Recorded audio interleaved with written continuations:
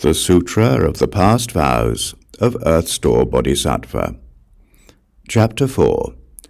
Karmic Retributions of Beings of Jambudvipa. At that time, Earth Store Bodhisattva said to the Buddha, "World-honored one, because I receive the awesome spiritual strength of the Buddha, thus come one, I am able to divide my body and rescue beings who are undergoing karmic retributions everywhere in billions of worlds. If it were not for the great compassionate strength of the Thus Come One, I would be unable to perform such changes and transformations. Now the world-honored one has entrusted me with rescuing and liberating beings in the 6 paths until Ajita becomes a Buddha. I accept the entrustment, world-honored one. Please have no further concern." Then the Buddha told Earth Store Bodhisattva, "Beings who have not yet obtained liberation have unfixed natures and consciousnesses. Their bad habits reap karma. Their good habits bring rewards. Reacting to situations by doing good or evil deeds causes them to turn in the 5 paths without a moment's rest.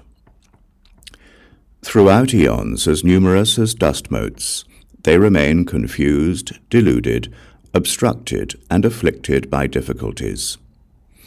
They are like fish swimming through waters laced with nets.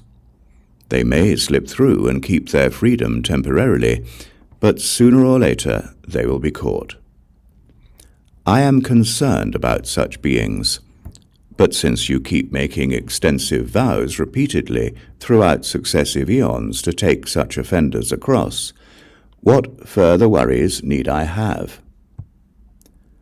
After that was said, a Bodhisattva Mahasattva in the assembly, named Samadhi Self-Mastery King, said to the Buddha, "World-honored one, what vows has Earth Store Bodhisattva made during so many successive eons that now cause him to receive the world-honored one's special praise?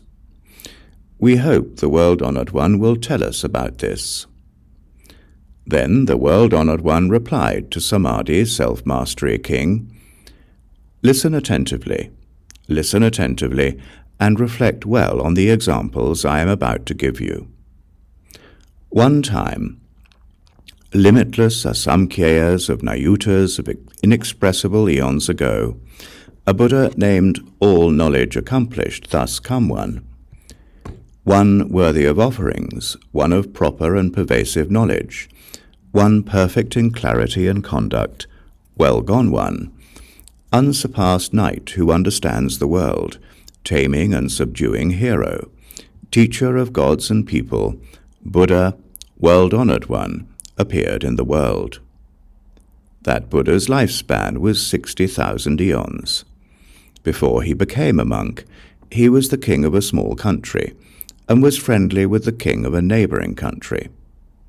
Both kings practiced the 10 wholesome deeds and benefited beings.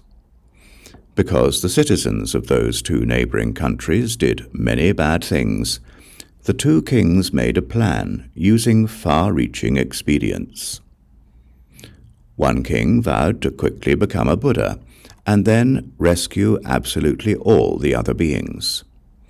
The other king vowed, "I do not want to become a Buddha until I first rescue all those who are suffering for their offenses, enabling them to find peace and finally to reach Bodhi." The Buddha told the Bodhisattva Samadhi Self-Mastery King, "The king who vowed to quickly become a Buddha is all-knowledge accomplished Thus Come One. The king who vowed to keep saving beings who are suffering for their offenses rather than become a Buddha is Earth Store Bodhisattva."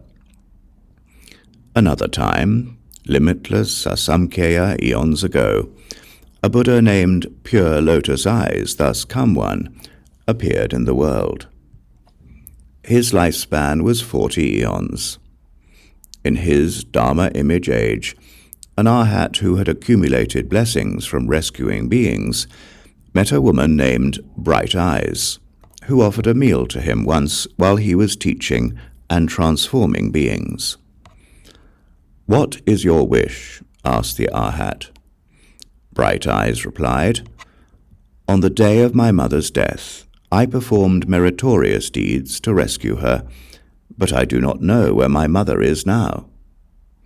Sympathizing with her, the Arhat entered Samadhi to contemplate and saw that Bright Eyes' mother had fallen into a bad destiny, where she was undergoing extreme suffering. The Arhat asked, "Bright Eyes, what unwholesome karma did your mother create while alive that makes her now have to undergo such terrible suffering in a bad destiny?" Bright Eyes replied, "My mother enjoyed eating fish, turtles, and other sea creatures. She especially liked to fry or broil fish and turtle eggs. Every time she ate those, she took thousands of lives. O Venerable One, please be compassionate and tell me how she can be saved." The Arhat took pity on Bright Eyes and used his skillful means.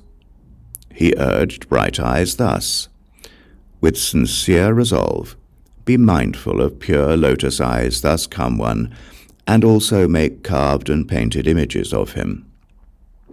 When you do so, both the living and the dead will be rewarded." Bright Eyes heard that, quickly renounced everything she loved, and swiftly commissioned painted images of the Buddha.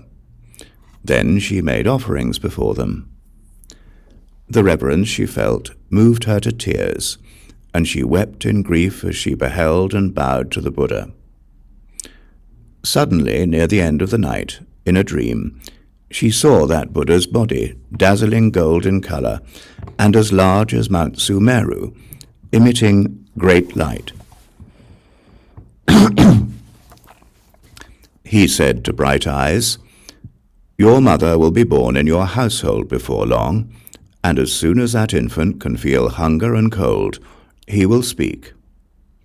Shortly thereafter, a maidservant in the house bore a son, who spoke before he was 3 days old. Lowering his head and weeping, he said to Bright Eyes, "The karmic conditions we create during our lives and deaths result in retributions that we ourselves must undergo. I am your mother, and have been in darkness for a long time. Since you and I parted, I have repeatedly fallen into the great hells. Upon receiving the power of your blessings, I have been reborn as a servant's child with a short lifespan. 13 years from now, I will fall into the evil paths again. Do you have some way to free me so that I can avoid them?" When Bright Eyes heard those words, she knew without a doubt that they were her mother's. Choked with sobs, she said to the servant's child, "Since you were my mother, you should know your own past offenses. What unwholesome karma did you create that made you fall into the evil paths?" The maidservant's son answered, "I am undergoing retribution for 2 kinds of karma, killing and slandering. Had I not received the blessings you earned to rescue me from difficulty, I would not yet be released from that karma." Bright Eyes asked, "What happens in the hells when beings undergo retribution for their offenses?" The maidservant's son answered, "I can't bear to speak of the ways in which beings suffer for their offenses. Even if I were to live for 100,000 years, I would find it hard to talk about." When Bright Eyes heard that, she wept bitterly and spoke into the air, saying, "I vow that my mother will be released from the hells forever." At the end of these 13 years, she will be done with her heavy offenses and will not go back to the evil paths. O Buddhas of the 10 directions, with your compassion and sympathy, please listen to the vast and mighty vow that I am making for the sake of my mother. If my mother never again enters the 3 evil paths, is never again born into low stations, and will never again be female, then here before the image of pure lotus eyes thus come one, I vow that from this day on, throughout millions of billions of eons, I will respond to all beings who are undergoing suffering for their offenses in the hells or the 3 evil paths of any world. I vow to rescue them from the bad destinies of the hells, hungry ghosts, animals, and the like. Only after beings with such retributions have all become Buddhas will I myself achieve proper enlightenment. After making that vow, she clearly heard pure lotus eyes thus come one say to her, Bright eyes, your own great compassion and sympathy will reach your mother through this mighty vow that you are making. My contemplation shows me that after 13 years your mother will be done with this retribution and will be born as a Brahmin with a lifespan of 100 years. After that retribution, she will be born in the land of no concern, with a lifespan of uncountable eons. Later she will realize the fruition of Buddhahood, and save people and gods as numerous as sand grains in the Ganges. Shakyamuni Buddha told Samadhi's self-mastery king, The Arhat whose blessings helped Bright Eyes then is now inexhaustible intention Bodhisattva. The mother of Bright Eyes is now liberation Bodhisattva. Bright Eyes herself is now Earth Store Bodhisattva. He has been extending his compassion and sympathy like that from distant eons onward by making vows as many as Ganges sands to rescue vast numbers of beings. Men and women in the future may fail to do good deeds and only do evil, may not believe in cause and effect, may indulge in sexual misconduct and false speech, may use divisive and harsh speech, and may slander the great vehicle.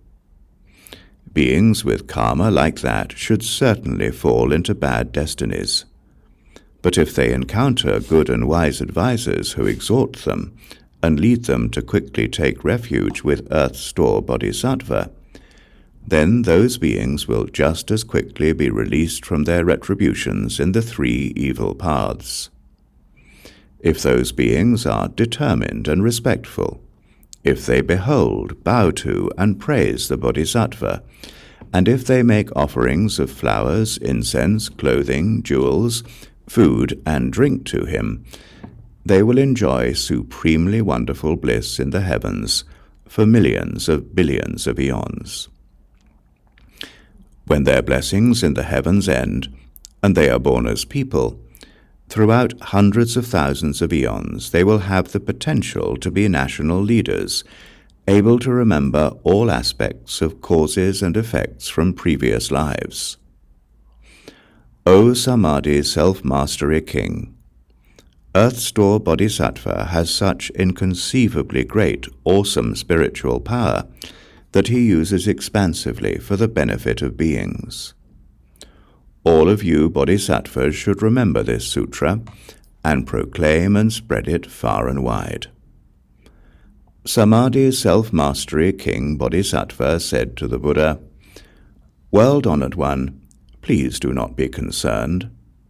We, thousands of billions of bodhisattvas, mahasattvas, based on the Buddha's awesome spiritual strength, will certainly proclaim this sutra widely throughout Jambudvipa for the benefit of beings.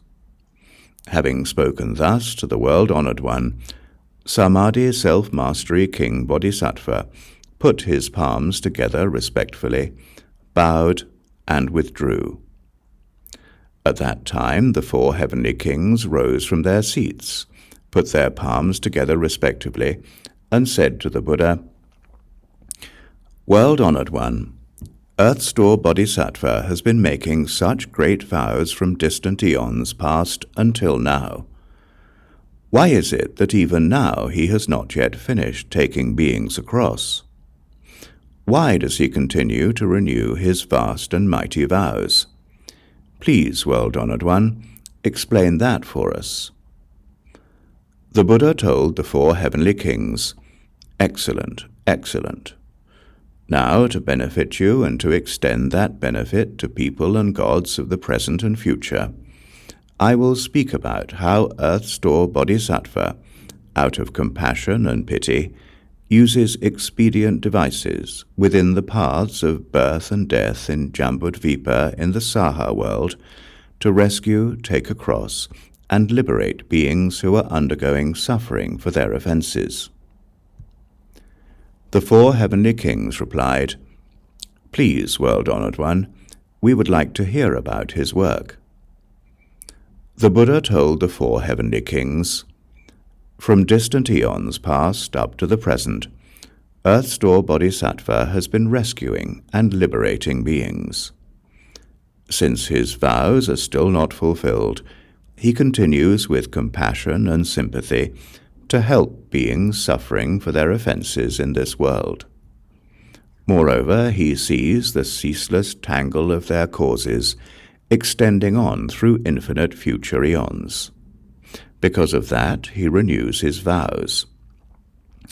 Thus, in this Saha world, on the continent of Jambudvipa, this Bodhisattva teaches and transforms beings by means of millions of billions of expedient devices. O 4 heavenly kings, to killers, Earth-Store Bodhisattva says that short lifespans will be the retribution. To robbers, he says that poverty and acute suffering will be the retribution. To those who indulge in improper sex, he says that rebirth as pigeons or as mandarin drakes or ducks will be the retribution. To those who use harsh speech, he says that quarreling families will be the retribution. To those who slander, he says that being tongueless and having cankerous mouths will be the retribution. To the hateful, he says that being ugly and crippled will be the retribution. To the stingy, he says that not getting what they seek will be the retribution. To gluttons, he says that hunger, thirst, and sicknesses of the throat will be the retribution. To hunters, he says that a frightening insanity that destroys one's life will be the retribution.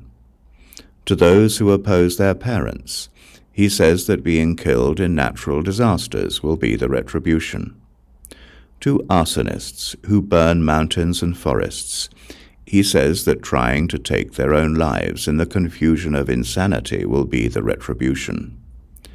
To cruel parents or step-parents, he says that being flogged in future lives will be the retribution. To those who net and trap young animals, he says that being separated from one's own children will be the retribution. To those who slander the triple jewel, he says that being blind, deaf, or mute will be the retribution. To those who slight the Dharma and regard the teachings with arrogance, he says that remaining in the bad paths forever will be the retribution. To those who destroy or misuse possessions of the eternally dwelling, he says that revolving in the hells for hundreds of millions of eons will be the retribution. To those who defile the pure conduct of others and bear false witness against members of the Sangha, he says that remaining in the animal realm forever will be the retribution. To those who scald, burn, behead, maim, or otherwise harm beings, he says that undergoing the very same suffering will be the retribution. To those who violate precepts and the regulations of pure eating, he says that being born as birds or beasts that must suffer from hunger and thirst will be the retribution. To those who make unprincipled and destructive use of things, he says that being unable to ever obtain what they seek will be the retribution.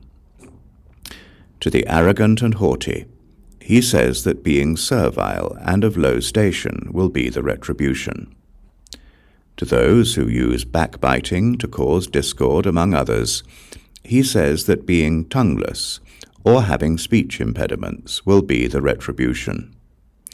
To those with deviant views, he says that being reborn in backward regions will be the retribution.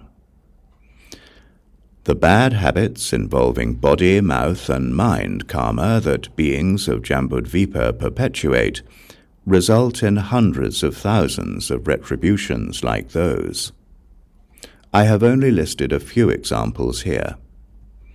Since the varying karma created by beings of Jambudvipa brings about different responses, Earth Store Bodhisattva uses hundreds of thousands of expedient means to teach and transform beings. Those beings must first undergo retributions such as those, and then fall into the hells, where they pass through eons without being able to escape. You should therefore protect people and nations. Do not allow the accumulation of karma to confuse beings. Upon hearing that, the 4 heavenly kings wept in sorrow, placed their palms together, and withdrew.